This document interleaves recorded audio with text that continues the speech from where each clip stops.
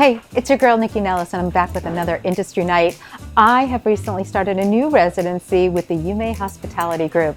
Would you look at this gorgeousness behind me?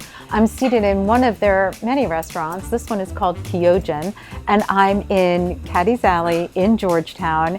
And this is kind of one of those things that if you know, you know, and fortunately, now you do. So I'm so grateful to Chef King and Chef Peter Kannasute and his wife, Cici for inviting me in. And today is going to be such an amazing show, because not only do I talk with the three of them about this gorgeous space and all the food they're serving at their other restaurants, YUME and RIMTANG, but I have a very special guest today, and that is former food critic to the Washington Post, Tom Sietsema. Tom and I are going down a deep dive, not just of food critic and criticism today, but also about the state of dining and what's happening not just in the DC metro area, but what's happening to hospitality nationally. So this is going to be an amazing show. So grab a drink or grab your coffee or grab some food and let's dig in.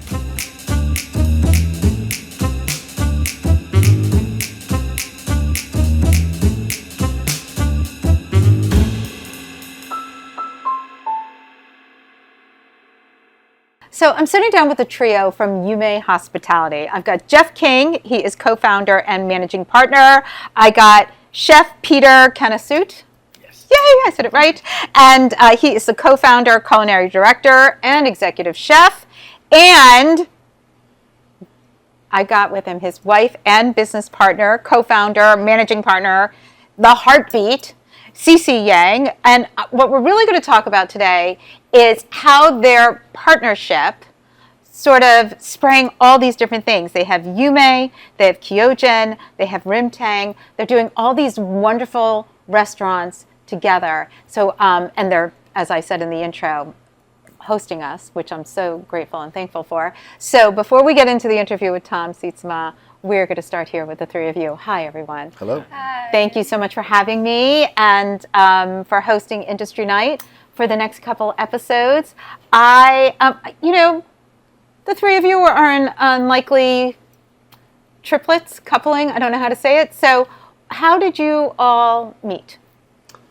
Jeff? We met probably about 10 years ago. Okay. When Chef worked in Alexandria area as the executive chef at a restaurant. Mm-hmm. I was taken there by a mutual friend of all of ours and had dinner one night. And I had never experienced an omakase before.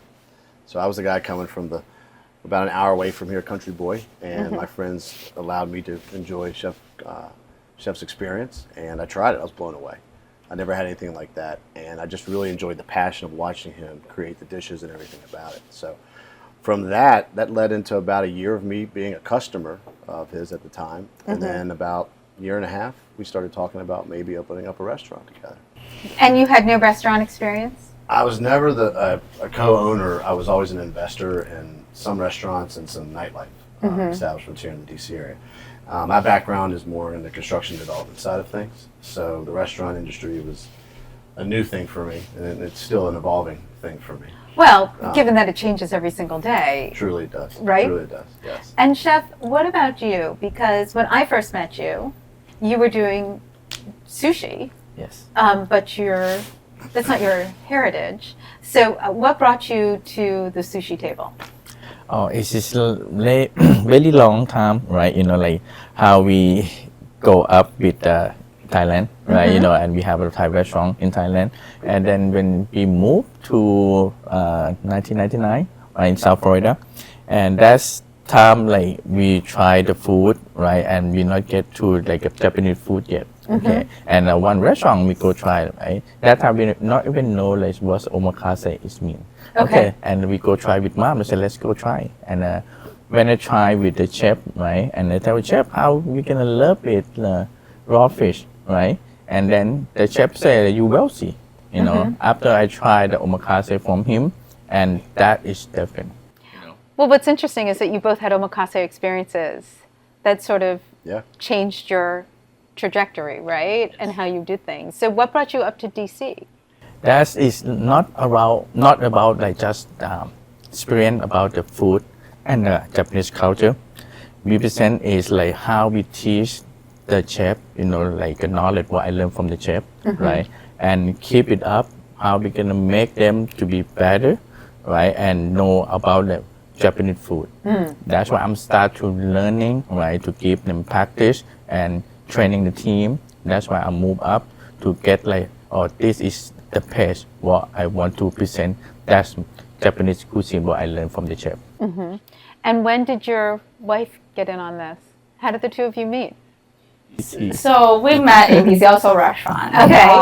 So myself, I grew up in a Chinese like carry-out restaurant, and where my dad had to operate like 13, 14 hour a day to raise me and my brother. And ever since then, I'm just part-time during my school time, during summer, just always in the restaurant industry. So during my... I mean, that is like the classic immigrant experience, right? Your father comes here, opens up a restaurant, everybody, the family works in the business, right? Correct. But most people leave the business. You stayed in it.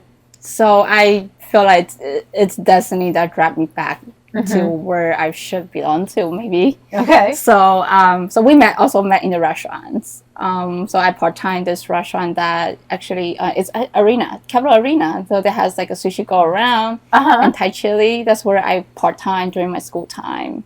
And he was hired to consult to help the business that time when they struggle. And I'm a foodie as well, so I'm always there. And while I'm part-time with the sister restaurant, so that's how we kind of get into communication about the food. I'll share the same background where he came and also where I came from. And so if we fast forward to the three of you getting together, how did you come up with your initial vision? Because that's YUME, right? Yes. It's kind of a funny story. Chef Peter wanted to call the restaurant Love. And coming from my background, I said, we can't call it Love because there was a nightclub Called Love. called Love. Yes. So I just got online and looked up Love and looked up the Japanese meaning of that, and it came out to be Yumi. I thought YUME was Dream. Dream. I'm sorry, Yes, sir. Dream.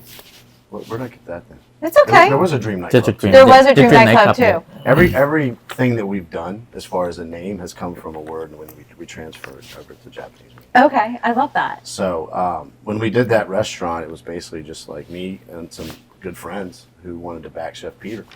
And I created all that restaurant up here, just literally in like 3 days. But did you three have to align with, were you happy to go with what Jeff wanted, or did you were like, no, I want this? Like, how did you work together as partners? We worked together. I mean, coming from a construction background where I'm always dealing with the customer, we talked about what he really wanted to see in the restaurant. And I kind of said, well, I know how to make it kind of, on a budget, I know how to make it look really good. So the three of us collaborated on that as well. And it worked out. I think for what we spent for that restaurant, a couple $100,000, it turned out to be a, Oh my God, everybody's going to be fun calling you now, like a couple $100,000. I want to do that for my That was restaurant. 9 years ago. So unfortunately, times have changed. But no, that was a great restaurant. It's been a great restaurant for us and a fun little place. And I never personally thought that it would go anywhere. I thought that I would be getting the best, some free sushi here and there.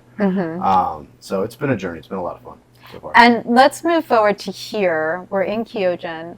I met all three of you years ago at YUME when you were coming up with this concept, and I did a tasting of it. And what's interesting about what you're doing here is that it's got a lot of sparkle, right? There's gold, there's caviar. You're doing a lot of interesting things with sushi that are not classic. So what was it that you wanted to do here in this Kyogen space? Yeah, what we to come up with the concept, right? This is all about like if people go all the different country, right? They want to go this ingredient and try all this dish, right? We try to put all the ingredient from around the world, right? And they don't have to go there and try to present bring all the little ingredient, and how to put together, right? It's like a new taste, And that's why I try to get all the different things and come up with the different texture, right? And come up with the new dish. And Cici, how are you working in this capacity? You have 3 kids, you have 3 restaurants. Tell me a little bit about how you are working with your 2 other kids. I mean, I feel like I'm I would say filter between. So when sometimes for say like, because I been with Chef Peter and we've been work together quite a long time, so I foreseen what his expectations, what he looking for. So could be sometimes that is a little bit like a missing part that he would like to express. So I can assist on the side to help him to deliver that message to on as a group together. So. Well, before we wrap up, I would love for the three of you just to think for a minute about if somebody has not been here to Kyogen, what must they do? What is the experience? What dish should they have? What drink should they have? Where should they sit? What's the experience? I'll start with you. Wow, put me on the spot. Well, the fan favorite right now is the Jeff roll. The what? The Jeff roll. Okay. Which was a mistake in a sauce that one of our chefs did, and Chef Peter tweaked it. And he created a roll for me. Okay. But I tend to go with whatever Chef Peter has for the specials. So each night we'll do a barcode that has what's the latest and greatest that Chef Peter got in. And is that based on because of what comes in every day? Yes. Okay. Yeah. Great. All right. And Cici, tell me. So I didn't you see that we have a couple of corridors here. So we have a sushi bar, we have a sake room, so as a DJ room, and so all those rooms create the different vibes for people who are looking for. Where do you like to sit? I would like to sit on the sake room because it's really artistry, and we have this nice bar that was made from the actual kimono dress that at the bar underneath of it. Oh, cool. So for the artistry part, I really enjoyed it. So I really love art myself as well too. So Okay. And Chef Peter? Yeah, like for me, it's all about the ingredient and the food, the dish, right? What about like the fresh fish, taste of Japan, right? And all this ingredient, right? How fresh and how the technique we use for the fish to serve to the customer. Amazing. Well, thank you all for hosting you. this show. Thanks for joining me today. And I'm going to bring up our next guest, Tom Sietsema. So Great. thanks so much. Thank you. Thank you for having us. Thank you, guys. Thank you. Okay, so after 25 years, roughly 1,200 interviews, 50 dining guides, and thousands of reader questions, and as I found out earlier today, lots of people saying they're Tom Sietsema, but not actually being Tom Sietsema. I am so excited to have the Tom Sietsema sitting with me today. You know him as the food critic for the Washington Post, the former food critic, I should say. He has just recently stepped down, and I'm so delighted because he's joining me here today. A couple of weeks ago, I was fortunate enough to have Tom on Foodie and the Beast, and we had this little 10-minute interview, and I was like, yeah, this is not enough time for me to have a talk with you. So I'm so delighted that you can join me here today in Kyogen so that we could just sort of talk about everything, because there's so much going on, not just your role change, but just what you've been through in the last 20 plus years, and how the dining scene, not just locally, but nationally, has changed in the last 20 years. Sure. So for people who maybe don't know your story, if we could just start there, I'd love to talk about how you got into journalism. Yeah, well, good question. I went to the School of Foreign Service at Georgetown and thought I was going to go into the diplomatic corps, do something with the State Department. And while I was there, I had a couple media internships, one with TV, one with ABC, and one with the Chicago Sun-Times. You do have a voice for radio, you know that, Oh, right? thank You got such a great voice. That's super kind of you. Thank you.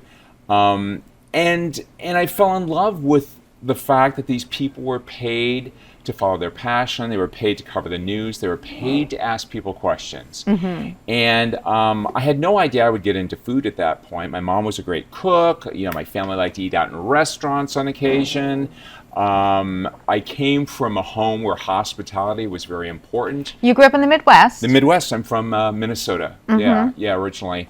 But I took the very first journalism class at Georgetown, probably back in 1982 or 83, something like that. And Ted Gupp was an investigative reporter at the Post. And I took his class, and I loved it. And he said, if I can ever help you out, let me know. And he got me a job as a copy aide at the Washington Post in 1983. And it was all grunt work. You know, you're answering phones and delivering newspapers and raising your hand to volunteer to work for big bylines and things like that. You will do anything to get out of those jobs, right? Right. So you apply to any job on the bulletin board as it goes up. And one week, Bob Woodward, the famous Watergate era investigative reporter, and Phyllis Richmond, the legendary food critic, were both looking for an assistant. And so I applied with both. And I got a week or so later, I got a lovely note from Bob Woodward, and he said, thanks, but no thanks. Okay. And Phyllis said, I like you. Let's try this out. And Phyllis was sort of like the internet before the internet. And, you know, she had wielded lots of power, but she was super fun in person. I know she was labeled the most feared woman in Washington by Newsweek decades ago. Right. And I was a little afraid of her in the beginning. She's such a sweet, I mean, I met her in her later years, but she's such a darling, sweet woman. She's just incredibly bright and exacting. Oh, super smart. She was always the journalist, not just the food writer, the journalist who has the best question in the room. I'll never forget that, right? So it was great training. And in those 3 or 4 years that I was her assistant, I learned how to cook. I tested the bulk of the recipes for the food section. As she trusted me, I started writing smaller reviews for the zoned editions of the newspaper. And I would scout restaurants to see if they were worthy of a full-fledged review in the Sunday magazine. She was great to work with. She was tough. It took me 2-3 months not to call her Mrs. Richmond. You know, I was just so in awe of her, really, and so respectful of her. But she turned out to be such a great mentor, and I'm indebted to her, and I still see her a couple times a year. Oh, I love that. And I'm sort of curious, since you were doing recipe testing, how did the recipe testing, how did that sort of train your palate, especially as you were going into restaurants? Because the recipe testing wasn't necessarily restaurant dishes, because the food section was, you know, very different in how it covered food in this city. And it was, I mean, it used to be like for the women, right? Like what they're going to make for dinner. But how did that feed your knowledge for going out on reviews? Well, it showed me how much work goes into making a meal. Like it takes a little doing to clean a squid, for instance, or make Alice Waters pizza dough, or do one of those old colonial cakes or something. So I got to know ingredients and how they worked. I got to know what goes well together and what doesn't go well together. But certainly the labor and the thought that goes into cooking, I learned a lot about that. Well, also, if you think about it, if you're cooking at your home, let's say you're just cooking for you or you and a friend, or even if you're entertaining for 10, you know what it takes to put it on the table for that. But then you go into a restaurant where it's seating 100 people who are all eating at different times, like following that and understanding that when you sit down. Did you bring that to your table as a food critic? Well, I had been a waiter too back in Minnesota, and I was slinging pizzas at Pizzeria Uno during my Georgetown time. So I knew a little bit about what goes into a restaurant and pacing, and this is something that was very important, working in restaurants and with food. Your time perception as a waiter standing above two people who might be hangry is totally different. And when people, as food critic, when people would write to me, I waited an hour for my drink, or I waited an hour for my appetizer. Really? Did you? Really? Because 5 minutes for a waiter is like a nanosecond for those people who are sitting down and really want to get started to drink or eat. Right. You know? Right. And so I thought the pacing was important. The labor part of it was really important. I'm glad I've had both experiences. I think it's hard to put a meal together and do it over and over. Consistency is really hard. And I always look for that in my own cooking, and I always look for that in chef's cooking too. Is the roast chicken always that good? Is the burger always that juicy and crusty, well seasoned, whatever it is? You know, and I think that's really hard to nail, especially when you've got other people working in the kitchen who may be trying to replicate a chef's dedicated recipes. Right, and doing it differently. Yes. So let's talk about those early days when you first got the food critic job. DC was a very different landscape. Sure. DC was known to have really interesting cuisine. You know, It's a world capital. it's a world capital, Right. Ethiopian, Thai, Vietnamese, Japan, like it was world cuisine was available here, but the depth and breadth of sort of real estate, if you will, did not exist to house as many restaurants as we have Sure. today. It was a very different vibe here. So what, if you think back to your early days, what excited you? What were you excited to, I don't know, review or get in and taste? Where did you want to go? Well, I was really lucky. My very first review was of the prime rib because this is when steakhouses. Oh my God, that should have been your last review. It's still I here. thought about that. Okay. I thought about that full arc, and Yes. steakhouses are back again, right? Oh, no But, kidding. Italian chop houses, but yeah, yes. Italian chop houses, that too. I just settled on a steakhouse because I wanted people to get to know me through not only my choice of restaurants, but if they hadn't eaten there themselves, they knew about it. It was on K Street, a power corridor, steak. Everyone kind of recognizes their favorite steakhouse. And it was celebratory for readers to get a new critic, for me to start my job. And I wanted to start out with, here's a place that you may have heard of, certainly have heard of, may have eaten at. Right. And here's how I think about it. And readers could sort of gauge, I like this guy, I don't like this guy, based on that initial review, you know. And what I found out is that it really takes it takes a while for people to get to trust you. You're a new voice. I was following a legend, you know, big pumps to fill, Yes. right? And so I wanted to be respectful of that. I wanted to honestly cover the landscape. And I think things that have really shaped Washington over the years, we have all these new neighborhoods right now. Right. In my predecessor's era, it was the metro that really changed. It linked north, south, east, west, Virginia to Maryland for the first time. Isn't that interesting? Yeah, yeah. And So I guess when Philip, in the early days, it was even more of a bubble because it was probably more just the DC-centric. district, kind of. And right? now, you know, between Arlington and Bethesda Yeah. and Rockville and, you know, I mean, you go out even further, or you had gone out even further, Sure. because that's where the audience is now. And you know, the reality is too, restaurants have gotten so good in the suburbs, particularly in Northern Virginia, that people don't necessarily need to come into DC anymore for dinner. You know, we have the country's worst traffic. Right. We have a lot of strife in the city Currently, itself. yes, it's true. Currently, we got to acknowledge that. And, you know, wouldn't you rather just not deal with the traffic and the potential of, I don't know, a closed door or a protest or something, and eat a little bit closer to home, you know? Yeah, I think it's And that's interesting. a very recent thing, I should say. No, I but- know, but actually, I think it's a pandemic thing too, right? I think that a lot of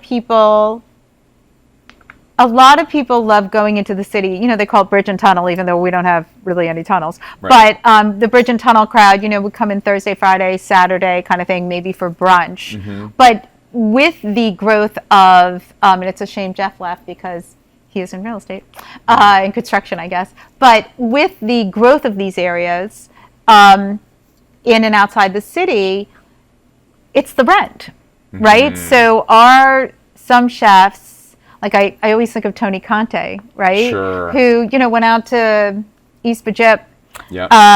Montgomery County, because he's like, I don't want to work 7 days a week. Right. And I don't want to do breakfast, lunch, and dinner. I want to open up a 35-seat restaurant. I want to serve the pizza until the dough is done. Maybe when I feel like it, I'll do a tasting table, you know, once a month or whatever it is he does. Sure. Like he found his Niche. niche, and he found the lifestyle he wanted. Right. So I also think it's not just these neighborhoods now have restaurants.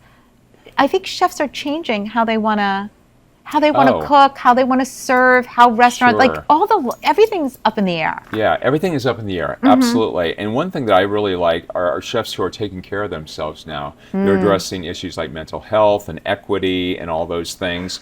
I love the fact that some restaurants are closed during the middle of the week. Right. Because they want their friends to be able to enjoy their restaurant. And when do restaurant people have days off? It's usually Sunday or Monday, Right. or Monday or Tuesday, right? Yeah. I love that. Well, let's go back to your early days, because sort of the early chefs here, the people who were opening up the restaurants, getting the attention, it was primarily a bunch of men, except for Riz. I think of Riz.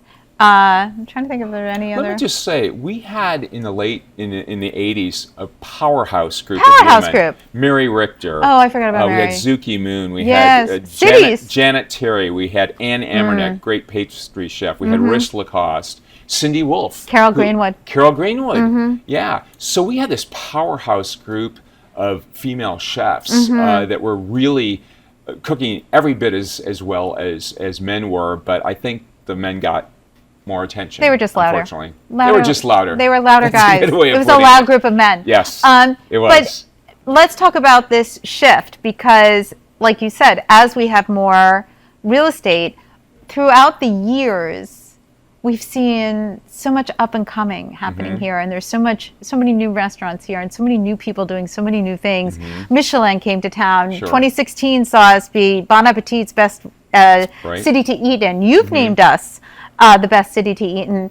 Talk about where we were and where we are as you see it now, given what's happening. Yeah, sure. I mean, I think in the beginning, I have to say, this has always been Washington has always been a good city for inexpensive food and fine dining, right? For obvious reasons. You have a lot of people here who have government salaries, you have lots of students and academics, and then you have a lot of business being conducted here, right, on all different levels. And so we've always had those two realms that have helped put Washington on the map. We have lacked great neighborhood restaurants, I think. I mean, here and there you'd find something, but now no matter what neighborhood you live in, there's a great place to go on a Tuesday night that doesn't cost an arm and a leg, but is elevated from fast casual. Right. Well, do you think that had to do? I always think back to 2008 when the recession happened. Yeah, that was hard. And it was hard, and a lot of people had to rethink what they were doing and serve food differently and reach people in a different way. And to me, it seems like there was this burst of neighborhood restaurants and people were like, yeah, we want you here on a Saturday, but we really want you here on the Tuesday. Sure. Right? Come with the kids after karate, like whatever it is, you know what I mean? Find ways to come here to just have dinner, not the event. Yeah. You know? Capitally. So what's amazing about DC to me now is that we have so much of that, but then we have all these experiential places. You know, like I think of the DJ booth here. Sure. You know, like everybody's looking for ways to capture people differently. Yeah, I mean, entertainment is certainly. I think, you know, when I first started reviewing, this is how I changed as a reviewer. My main focus was on the food, and now I think like at least half of it is the environment and service, right? Well, I remember when you started putting Soundchecks in there. Yes, right? Soundchecks. That will be on my tombstone. Soundchecks. Right, Soundcheck, right? Soundcheck, please. The guy who brought Soundchecks to Washington, D.C. But either you heard people or it was did somebody say something to you and you were like, yeah. I was eating out all the time. Sure. And I have really good hearing, and it was really painful to go to a lot of restaurants. And this is when I was in my 30s, 40s, right? But I started hearing from people, college students, and I would eavesdrop on people, like young people at the bar of a restaurant, and no one could hear each other. And I thought, you know, there's a health issue here, both for the diner and for the service staff there. And there's an ambient enjoy factor there too, right? Right. No one wants to walk into a mausoleum. I get it. But to create that perfect vibe that's just between, you know, a mausoleum and I can't hear you. Yeah, I can't hear you. No, in fact, how do you do that? So I think there's one restaurant, I don't need to name them, but they play great music, but it's a loud restaurant, but the music is just under the din, so like you kind of hear it, and you know it's like gives you the vibe, but it's not overwhelming you. Right. But there was another restaurant that did close, but I will never forget walking in and being assaulted upon entering by it wasn't just how loud the music was, and it was egregious, but it was like I don't even think it was heavy metal. It was, I don't know what it was, but it was loud and hard, and it was a very expensive restaurant, and I was with a table of 8, and I just remember being like, I will not be able to talk to you tonight. Right. We will not be communicating. I hope you enjoy your meal. We must text. You know, it was just, and I was like, what did you want to do here? Like, that's what my thought was about the vibe of that restaurant. I was like, is that what you want? Is that the experience you want me to have? What am I missing? Do you know what I mean? Because I can't enjoy the food. No. Your heart races a little bit more, you know. What that does do, though, is make you eat faster. And then you're eating faster and you drink faster. It does help turn tables. Oh, right? I guess that's a point. Yeah, it does help turn tables. So if you want people in and out, turn up the music. Fast food places aren't quiet either, and there's a reason, you know, between the lighting and the noise. Get them in, get them out. Now, during your tenure, not only did the restaurant landscape change here, but so did everything else. Yeah. You know, when you started, I don't want to say you were the only game in town, but, you know, you had Washingtonian. Sure, and Eater. Oh, well, not when you started. Okay, no, not when I started, no. Washingtonian. Washington. I mean, that was it. Even the Glossies didn't exist yet. Well, there's the Zagat guide. Okay, Zagat. Was a thing. Yeah, absolutely. And it's so funny, when I think of Zagat, I don't think of it as, I know it was important, but I don't think about it as like food review in the same capacity. Do you know what I mean? Like my mom had the Zagat guide when we going to New York. Sure. Do you know what I mean? Like there were tweets before tweets. Yes, exactly. They were like little short, it's so snippy funny. sentences. And I always think of Olga Boykas, who wrote for it here locally. Yep. And Little Bird. But the landscape changed greatly, not just because of journalist reviews, but then all of a sudden we had more publications. Yeah. Which I think was great because not all of them still exist. But Yelp came into existence. Yep. Open Table started a review concept. Anybody who could do reviews can do reviews.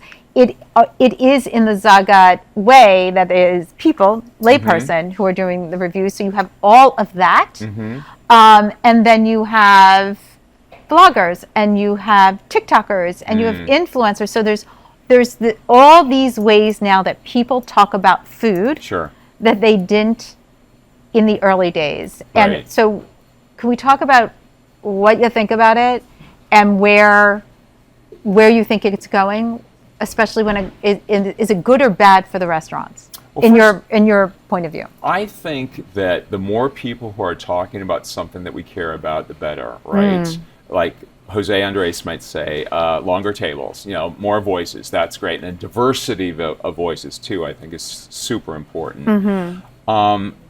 What I was lucky because as the post-food critic, I could eat in a restaurant 3 or 4 times. So I would have eaten it in pretty much the entire menu, sat in different places in the restaurant, had different waiters in the restaurant over the course of a month or two as I was reviewing a place, right? I think a lot of people just zoom in, they like or don't like something, they put up a photo, they put up some, you know, I think you have to have a point of view that's distinct from other people.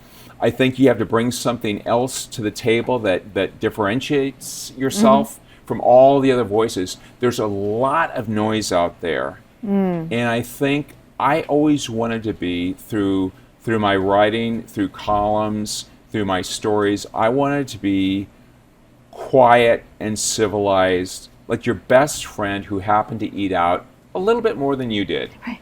And it's not a competition. It's not a competition. Right. I wanted to shine a light on people who are doing really good work and sort of steer people away from spending their hard-earned money in a place that wasn't very good. I tried not to be mean, but occasionally you have to be a little snarky. I mean, depending on your experience. Depending upon the experience, yeah. And bottom line, like it takes so much more than people realize. You're not just, you know, a laundry list of good, bad, go, don't go is boring. You know, so every week you have to take your material and create some story from that. And I would always interview chefs at the end of all my meals because you never know what kind of color you got. What about that dish? You're a French restaurant, but why do you have a Korean dish on there? You know, and then you get this story. Context. Yeah, context. And you compare it to other things. And I think a lot of people honestly just want to be famous. Yeah, you know, I agree. I think a lot of people want to be on TV or radio or have their own show, but they're not willing to do the hard work. And I did the hard work when I was younger. You know, I just remember like my cooking and writing thank you notes and following up.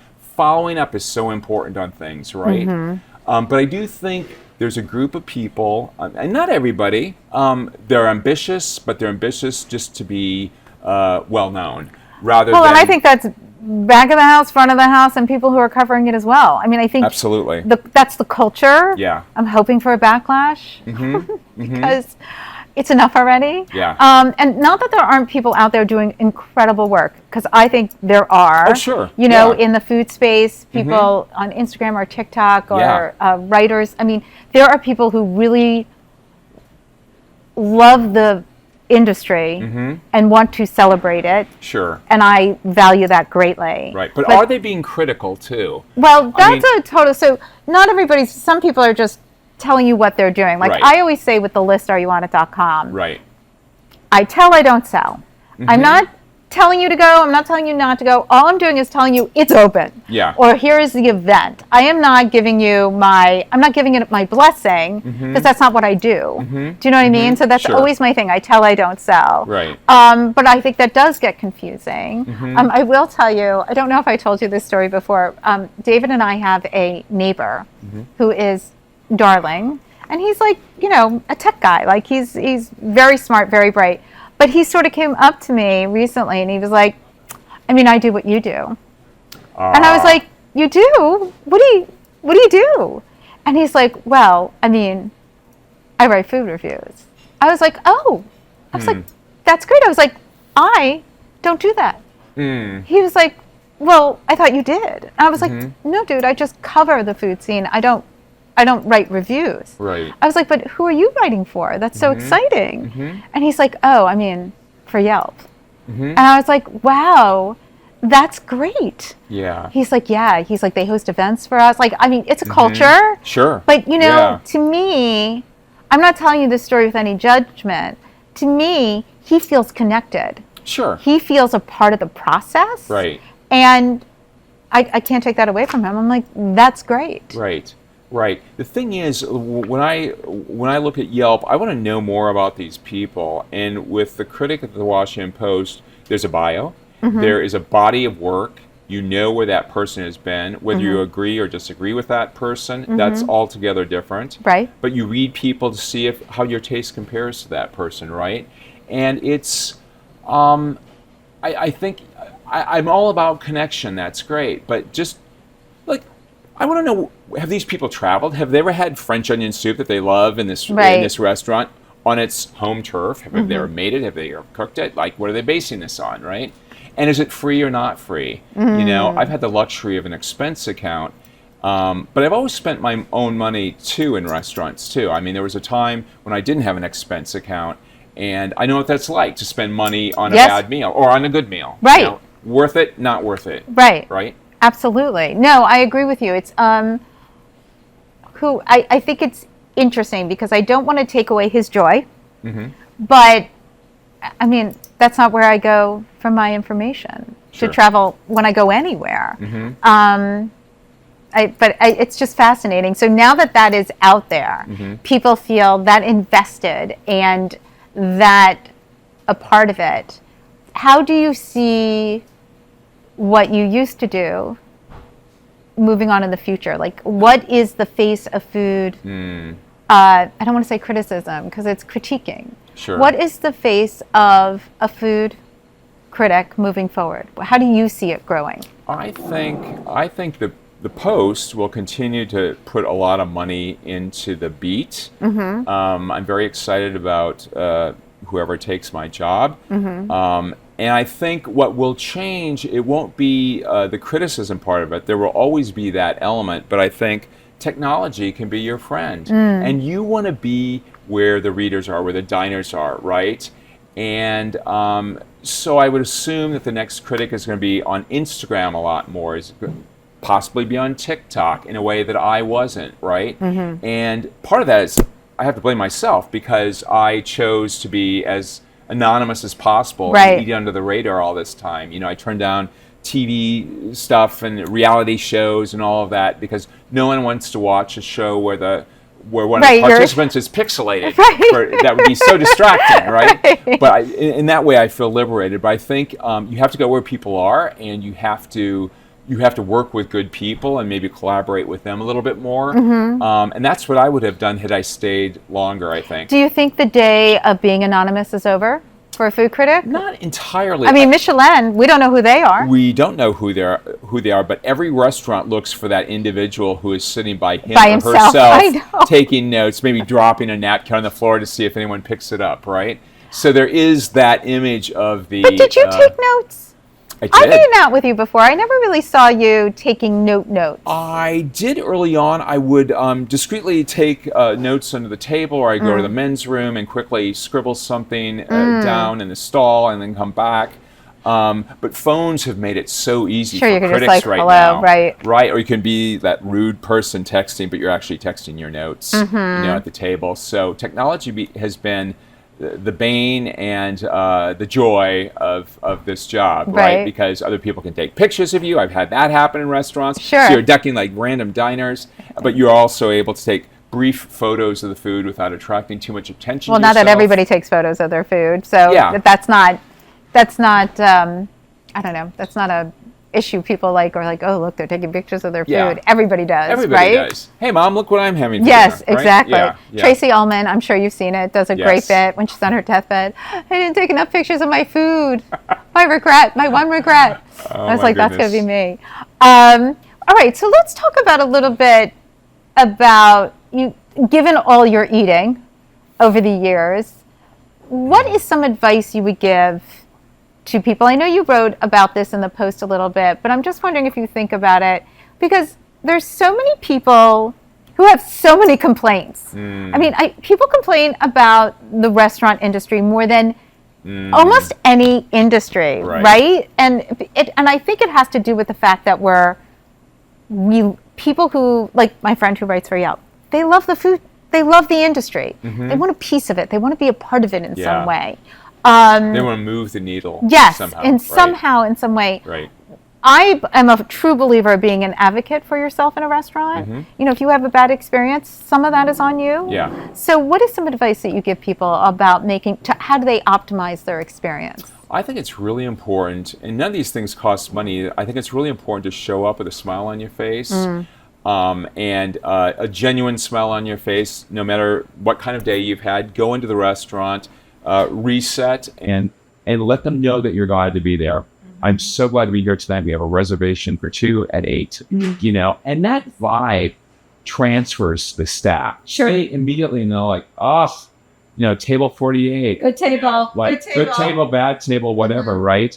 And people, the restaurant industry really is a punching bag for a lot of people, because people, I've seen this like with neighboring diners and restaurants before. They take things out on restaurants in a way that they would never do with their banker, their lawyer, their trainer, whatever. Doctor. Right. No one else would put up with that, right? But somehow restaurants, because they are part of the hospitality industry, feel like they need to absorb that. I think it's the word, if I may, I think it's the word service. I think the word service says to some people, you are supposed to be serving me. Right. Therefore, I can be a drugstore there. I don't have to be kind to you. Make me happy. Right. It is your job because you're serving me. So I think I do believe it's that word that has been taken for granted, I guess, maybe. Yeah, no, absolutely. I think going in with a smile, a positive attitude, no matter where you're coming from that day, let them help you have a more joyful evening, or lunch, or dinner, or brunch, or whatever it is.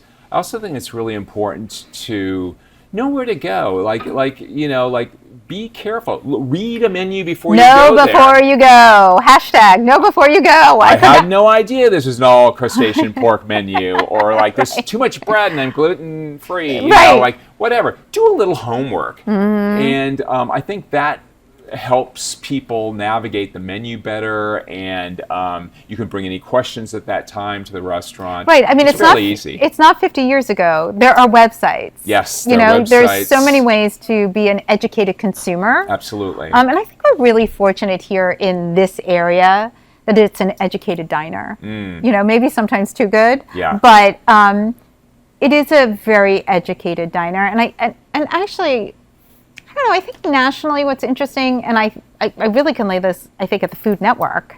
Food Network changed the conversation for food for so many people. Sure did. Right? Yeah. And so I think overall... Armchair critics everywhere. Well, not just armchair critics, but they know the chefs. They know certain things on the plate now. Right. I mean, so much was inaccessible for so long, and I just don't, even like when you talk about neighborhood dining, it's not just Arlington or Bethesda. I mean, you know, outside of Minnesota, you know, there's really good restaurants everywhere. Everywhere. There's good cocktails everywhere. I went to Minneapolis and Oklahoma City this year, and Dallas. I mean, Dallas has had a good scene for a long time, but you know, that so-called flyover land has gotten really good. Right. And I no longer, I mean, honestly, I used to live in San Francisco. I used to make regular pilgrimages to San Francisco and New York to see what was happening. Yeah.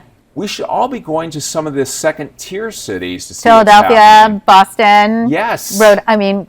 Rhode Island, Providence has some great food. Up in Maine, Portland, Maine. Yeah. No. And so that is super exciting to me, and I have more fun there, and I also have more fun in places that are a little more mainstream, not because they're less expensive, but mainstream, I mean, something with a point of view that isn't outrageously expensive. I am so over tasting menus. Me too. You know, please go away. I just want to have my own food, and I want it to come out in a timely fashion, like appetizer first, entree, dessert. Agreed. Everyone wants all the food to come at once. I do not want that. For the chef's benefit, not for ours. I know. Right? I'm a big, one of the things I always tell people, if they want the order all at once, which I sometimes really am reticent to do, I always say I want this, not curated, what's the word?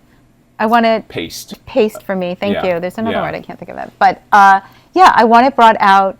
I don't want my entree coming when my appetizer is here. No. And that's why I like to order. I know the chef wants the whole order, but I like to order my appetizers first, or sometimes I want snacks before my appetizers. It depends on how hungry I am. So I'm like, can I get a snack first? Yeah. So I appreciate the kitchen needs what they need. I'm trying to be accommodating, but nothing is more upsetting than everything coming out at once. Oh my God. You know? I was at a restaurant recently and actually asked the restaurant owner, and he said, "Oh, I'm so sorry that happened to you, but I saw it happen in every table. Our dinner could have been over in 5.5 minutes, truly. Right. It felt like speed dating, but we were eating, right? Right. Well, because I think then that's communication.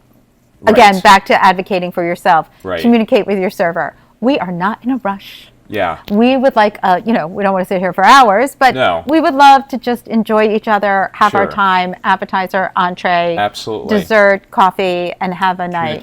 Communication. Tell them what your expectations are, and hopefully they can meet them. Agreed. I think that's probably the best advice. Yeah. Right? Okay, good. All right. It's all free. So let's talk about what's coming down for you. Like what your life is about to change. Your life is changing. It's changing. And so in the last 2 weeks it's been nuts. So what comes next? What are we looking for? What are you looking forward to doing? And what do you hope to do? Right. I'm looking forward to traveling more. I'm looking forward to more home cooking. I'm looking forward to writing a children's book down the line. Most immediately, I will probably have a newsletter that I've plotted for a long time come out in early 2026. Okay. I do need a little time just to chill. Sure. Since I left the Post, there have been lots of, do you have an agent? Have you thought about TV? Have you thought about podcasts? And I want to sit with that a little bit and see what I really want to do. I've had consulting offers, and I'm not into consulting. I want to be my own boss and not have a boss above me or manage people. Sure. Right? I want to be independent. But I'm guessing you're going to need an assistant soon. It's just a guess. Go ahead. Oh my God! Yes. It's just been nuts. I was overwhelmed with sort of the reception that I got when I left. I knew there'd be a little buzz because it's a weird job, and I've been in the job for a long time. But I was really overwhelmed with joy. Actually, with joy, I was very touched.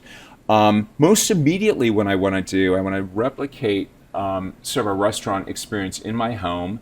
I downsized from a big house to a smaller apartment, but a cool place. And what I want to do is stage once or twice a month, I want to have people over for Lamburger nights. It's something that I did as a critic, even though I was eating out a lot. My partner and I would make Lamburgers and have people over just because I wanted to have people in my home. It's a much more intimate experience than being out. Uh-huh. And I want to bring together people who might not know each other, who could benefit from meeting these other people. So like salons of the old days. Yeah, but it's like a non-salon, because I think a salon sounds kind of stuffy and formal. Lamb burgers are kind of casual. You eat it with your hands, you know? But we're going to pop open a good bottle of wine. We're going to make cheese straws, which my partner makes these awesome cheese straws. Okay. It's going to be a salad, the lamb burger. I have fun making desserts, so it's going to be a good meal. It's going to be a simple meal. And I just want to bring different, smart, thoughtful people together. One, because I think there's a lot of loneliness out there, right? And I think this is one way to sort of, combat that. And two, I think,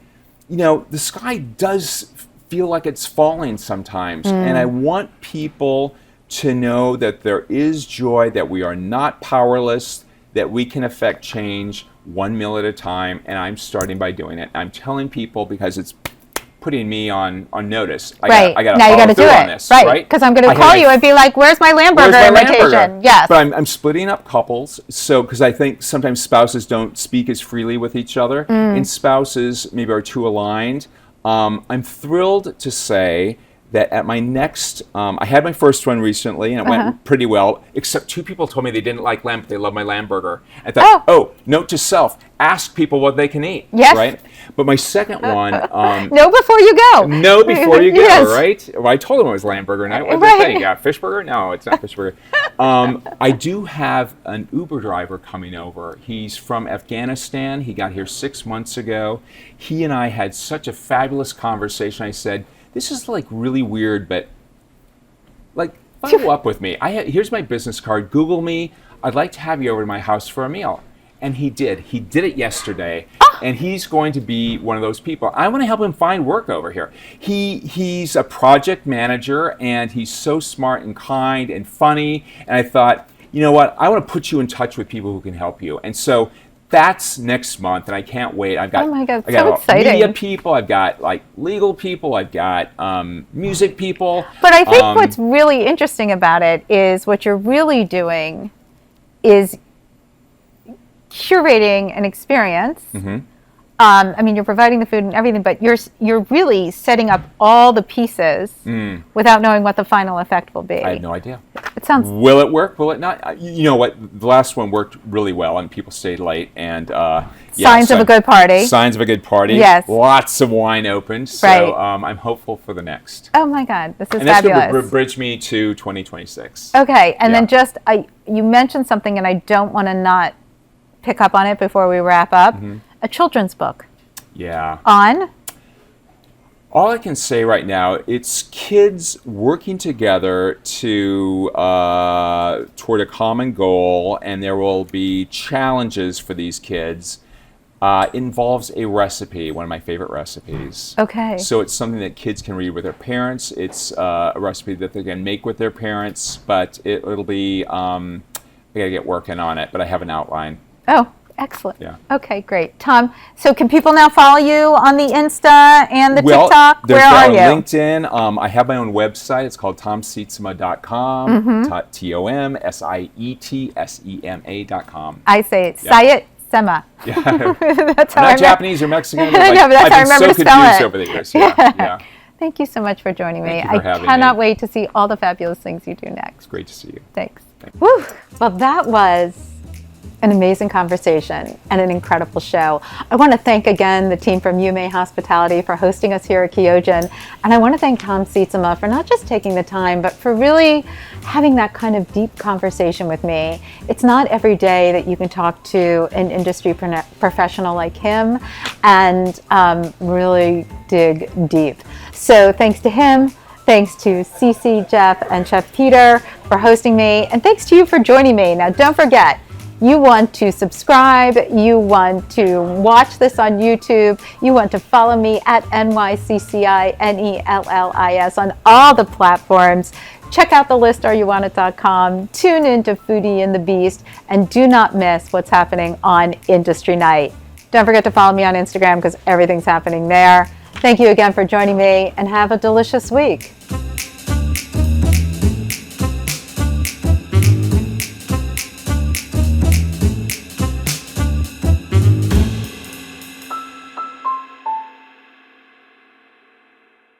Produced by Heartcast Media.